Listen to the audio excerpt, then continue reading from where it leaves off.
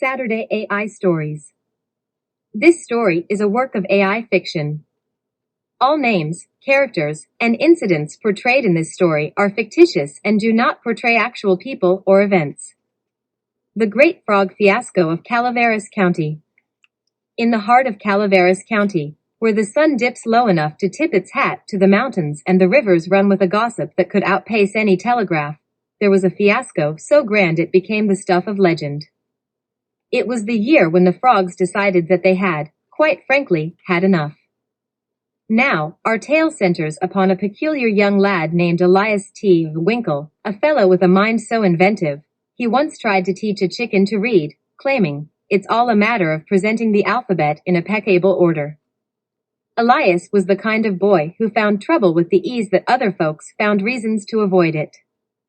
It was during the season of the Great Frog Jumping Contest of Calaveras County, a competition so fiercely anticipated that folks polished their spectacles and pressed their Sunday best weeks in advance.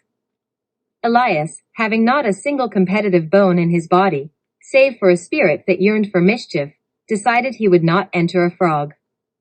No, he would revolutionize the sport forever. Armed with nothing but his wit and a rather dubious guidebook titled The Alchemist's Guide to Uncommon Achievements, Elias set about creating what he believed would be the first ever frog enhancement tonic. If science can't make a frog jump higher, he declared, then perhaps a touch of alchemy will. After a series of experiments that left his mother's washroom in a state of fragrant disarray and the family cat temporarily blue, Elias produced a concoction that glowed with the promise of potential.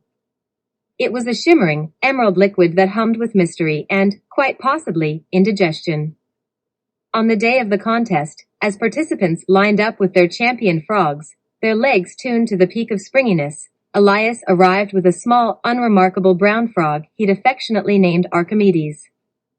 Whispering words of encouragement and a brief apology, he administered 3 drops of the tonic to Archimedes, who blinked with a resignation only a frog coerced into sports could muster. What happened next would be told and retold around the firesides of Calaveras County for generations. Archimedes, with a leap that defied not only expectations but gravity itself, soared over the heads of the astonished crowd, cleared the judges' stand, and continued on what appeared to be a trajectory aimed for the next county or perhaps the moon, had it been low enough.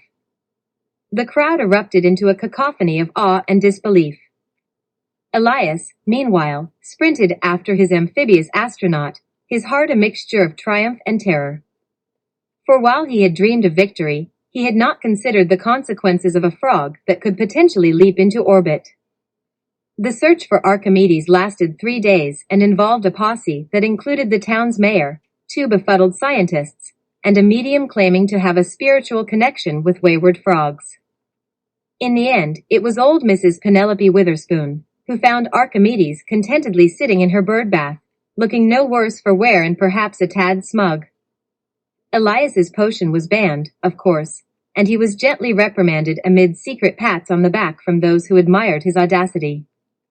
As for the Great Frog Fiasco, it became a tale of caution and wonder, a reminder of the thin line between genius and folly. And Archimedes? He retired a legend, living out his days basking in the glory of a jump so grand it briefly lifted the spirits and feet of an entire county off the ground. As for Elias, he learned a valuable lesson, that true magic lies not in changing the nature of things, but in the joy of the leap itself. And maybe, just maybe, in keeping both feet, or webs, on the ground. The end.